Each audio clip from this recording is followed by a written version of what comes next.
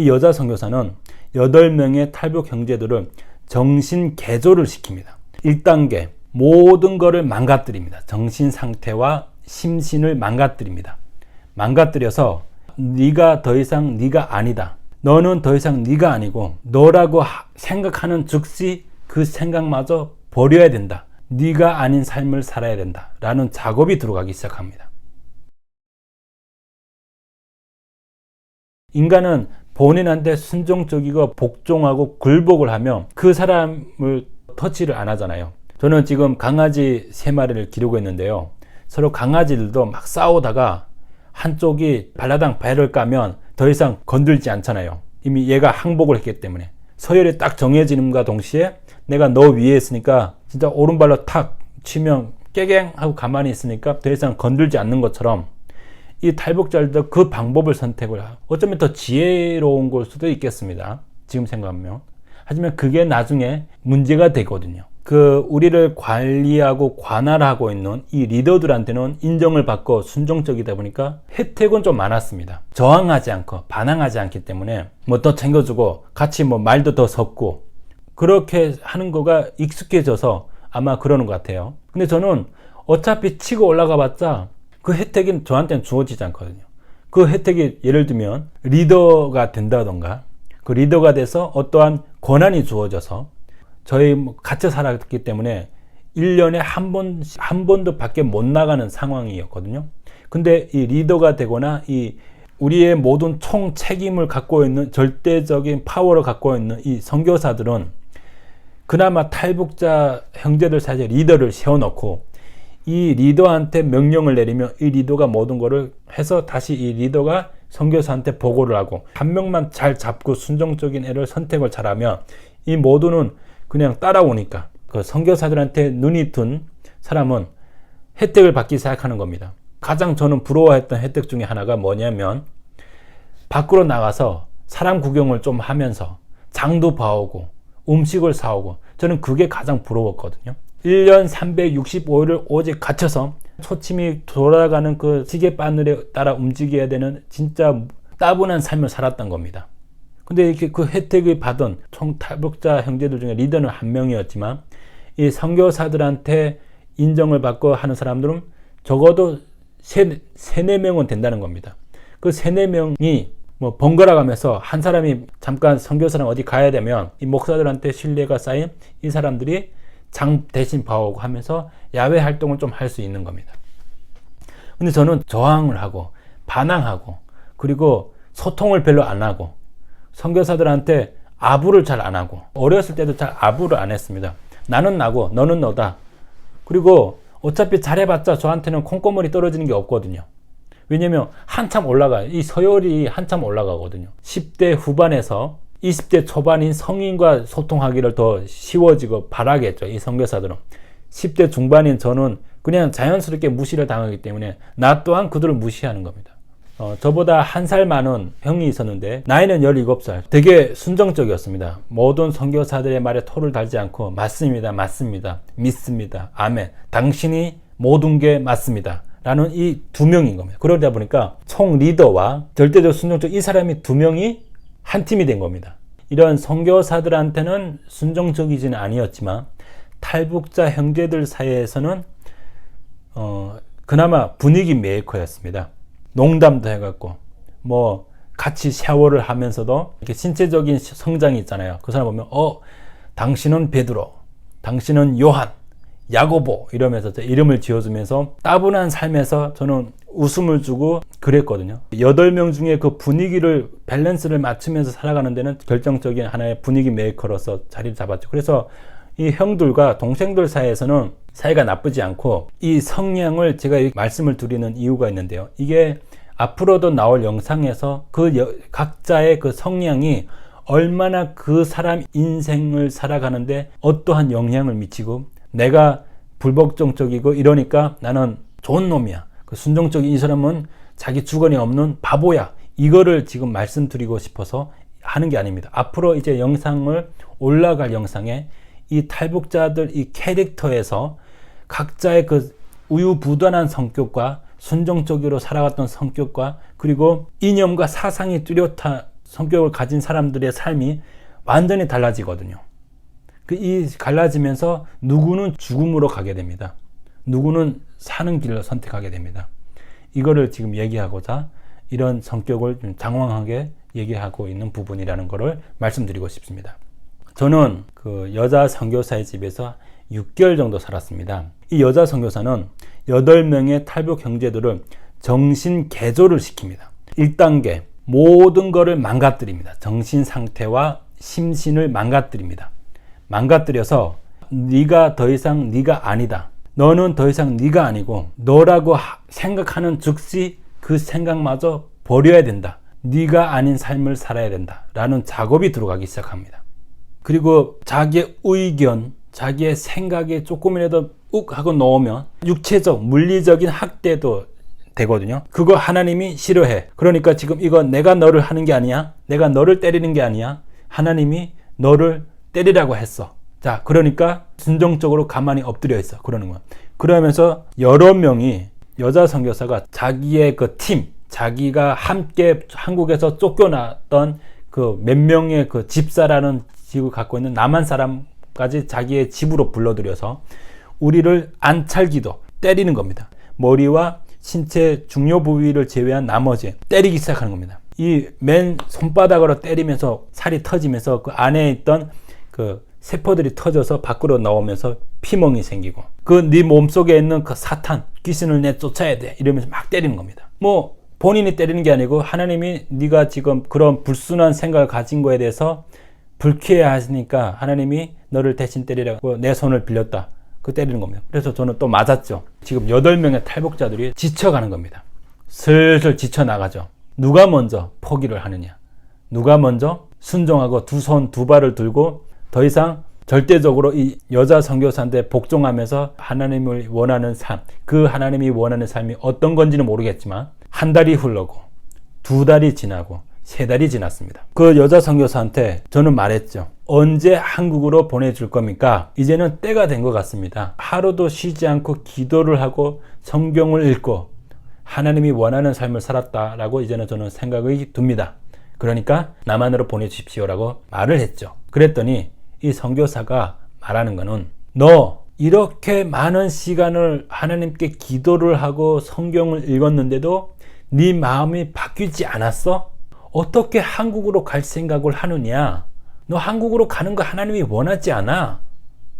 그러는 겁니다. 내가 살기 위해서 불법 체류자인 이 신분에서 지금 살다 보면 언제 잡혀갈지 모르니까 잡혀가면 죽거든요. 왜냐하면 수많은 탈북자들이 옌지 이런 데 변방 지역에 포화된 상태이기 때문에 단순히 먹고 살기 위해서 중국행을 선택한 탈북자거나 해서 강제복송 후 어린애면 매를 맞고 단순한 탈북자이면 노동교화소 가거나 어린애는 구호소 가고 이걸로 끝나거든요. 뭐 보통 어른들은 3개월에서 6개월이면 풀려납니다. 근데 이제 북경에 옴과 동시에 달라지는 거죠. 북경 너무 깊이 안쪽에 들어오다 보니까 여기서 강제복송 당하면 100% 너희들이 남한으로 가기 위해서 북경까지 갔지라는 북한에서도 더 이상 내비두지 않는다는 겁니다. 내가 언제 잡혀 나갈지 모르지만 지금 16살이면 곧 성인이 되면 저는 정치범 수용소 아니면 감옥에 몇 년씩 가게 되는 겁니다. 그리고 그때는 탈북자들이 이미 많이 노출되어 있었고 남한에서도 탈북자들이 여기저기 방송에 나오고 심각한 데미지가 받거든요. 그 불안함에 저는 떨고 있었기 때문에 4번씩 강제북송 당한 사람 그 두려움이 과연 이 선교사는 아느냐. 이 사람은 티켓팅 하면 그냥 바로 한국에 올 수 있는 자유 신분인데 그 두려움을 갖고 빨리 한국으로 보내달라고 하는데 한국으로 보내주겠다고 데려온 거잖아요. 한국으로 안 보내주겠다고 했으면 오지도 않았죠. 근데 서로 한국으로 보내주겠다 그러니까 오라 약속을 해놓고 지금 말이 바뀌니까 저는 완전 멘붕이 온 겁니다. 한국에 가겠다고 말을 하니까 3개월이 지났는데도 네 마음이 아직도 여전하냐. 금식하라 그러는 겁니다.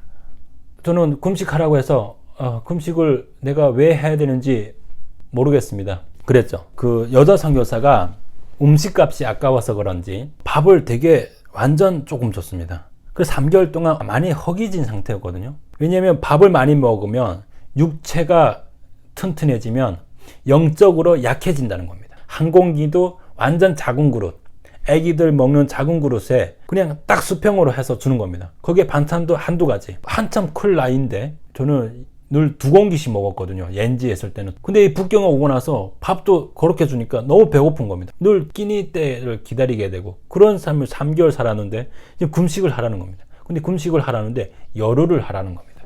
아, 못하겠다고 했죠. 저는 못하겠습니다. 근데 너 금식을 해야 돼. 아니면 너 지금 갖고 있는 그 생각을 도저히 버릴 수 없어. 하나님이 원하는 생각이 아니야. 그래서 저는 딱 말했죠. 오케이, 내가 금식을 하겠습니다.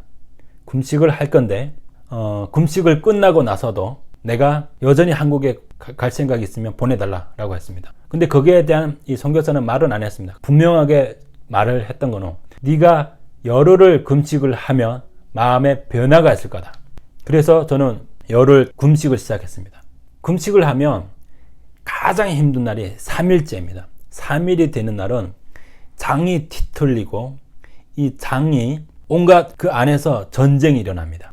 3일 됐는데 너무 힘든 겁니다. 뭐래도 먹어야겠다. 이래서는 안 되겠다. 이렇게 금식도 못하면서 이렇게 한국으로 가겠다고 하는 거야? 마음이 덜 돼 먹어서 그런 거다. 그런 말을 듣기 싫어서 저는 참았습니다. 3일 지나고 4일 되는 시점에 살이 쭉쭉 빠지는 겁니다. 이 옆에는 다른 탈북 형제들은 밥을 먹고 있고 그 선교사들은 음식을 하니까 그 문 틈으로 음식 냄새가 들어오잖아요. 4일 되는 시점에 밤에 화장실 가다가 쇼크 먹은 거죠. 아침에 눈을 뜨니까 그 선교사 아들이 저를 발견했는데 벌벌 기어서 방으로 다시 들어갔습니다. 그때는 청각, 후각 모든 거가 예민해지거든요. 옆에서 누군가가 뭐 얘기를 해도 막 귀찮고 막 짜증나고 막 열받습니다. 열흘 동안 금식을 했습니다. 열흘이 되니까 눈이 밖으로 튀어나오고 그리고 골반뼈가 이렇게 비틀어진 거예요. 영양실조 온 거죠. 열흘을 굶었으니까. 근데 신기한 거는 살아남았습니다. 어떤 사람들은 5일이면 굶어 죽는다 그러는데 그거는 심리적인 불안함하고 공간이 어떤 공간이고 그리고 물도 못 마셨을 때 단식이었을 때 아마 갈증으로 죽을 것 같아요. 근데 열흘 금식하고 났는데도 저는 여전히 한국 가고 싶은 겁니다. 두려움은 사라지지 않는 거죠. 내가 이곳에 있으면 강제 북송 당할 확률이 100%거든요. 언제까지 이렇게 이 사람들이 내 삶을 내 생명을 내가 잡힌다고 하면 이 사람들은 도망갈 사람들이거든요. 그러니까 내 생명은 내가 지켜야 되고 내 생명줄은 내가 건져야 되거든요. 금식 끝났는데도 여전히 한국으로 가야겠다는 생각에 변함이 없었습니다. 금식하니까 어때? 마음이 편하지? 약 올리는 거죠. 연맥이는 거죠. 저는 말을 했죠. 제가 한국에 꼭 가야 되겠습니다. 더 이상 이렇게 못 살겠습니다. 라고 말을 했습니다. 그랬더니 하나님이 원하지 않나. 네가 만약에 한국에 가려고 하지? 100% 잡혀. 중국 공안에 잡혀서 다시 이곳으로 보내줄 거야. 그러는 겁니다. 그 말을 듣고 속으로 와, 이 여자 내가 생각했던 그 이상이다. 하나도 논리적이지 않고 하나도 이상적이지 않는 말을 내뱉는 거 보면서 이 여자는 되게 상당히 문제가 있다. 저는 그때 대놓고 생각을 했거든요. 마음을 투시를 해서 내 몸을 본다고 할지언정 그 말을 듣는과 동시에 이 여자 상당히 문제였다. 내가 아픈 게 아니고 이 여자가 상당히 아픈 여자구나. 나이 50 먹도록 이렇게 어리석은 생각을 갖고 있는 이 여자가 문제가 있는 여자다. 머릿속에서 생각을 하고 그 여자를 향해서 빤히 쳐다봤죠. 그러면서 저는 얘기를 했죠. 선교사님, 아니 중국 공안에 잡으면 이곳에 보내는 게 아니고 북한으로 보내겠죠. 라고 해서 아니래요. 하나님이 너희들은 이곳에 반드시 있어야 하기 때문에 너희들은 이곳에 있어야 할 아이이기 때문에 하나님이 무조건 공안을 통해서 그 마음을 감동을 시켜서 너를 우리 지금 있는 이곳으로 오게 할 거야. 그렇게 말하는 그 어리석은 미친 아줌마죠. 그래도 저는 가야겠습니다. 그랬습니다. 너는 지금 마음이 너무 삐뚤어져서 콜라를 다 마시고 콜라캔을 짓눌린 것처럼 네 지금 현재 마음 상태가 구겨진 페트병과 같다. 네 마음이 이거 펴질 때까지 너는 한국으로 절대 못 가. 누구의 기준으로 내 마음이 구겨진 페트병이죠? 누구 마음대로 내 마음이 구겨진 콜라캔이라고 하는 거죠? 그러면 이거를 펴지는데 한참 걸리면 그러면 한국으로 아예 못 가는 거네요. 그런 생각을 가지고 좌절에 빠졌었습니다. 왜냐면 제가 도망칠 수 없는 상황이거든요. 이게 다 서로가 감시자기 때문에 안 내보내는 거죠. 7명의 탈북자들이 6개월 동안 심적인 변화가 생기기 시작합니다. 내가 남한으로 안 가겠습니다. 저도 안 가겠습니다. 저도 안 가겠습니다.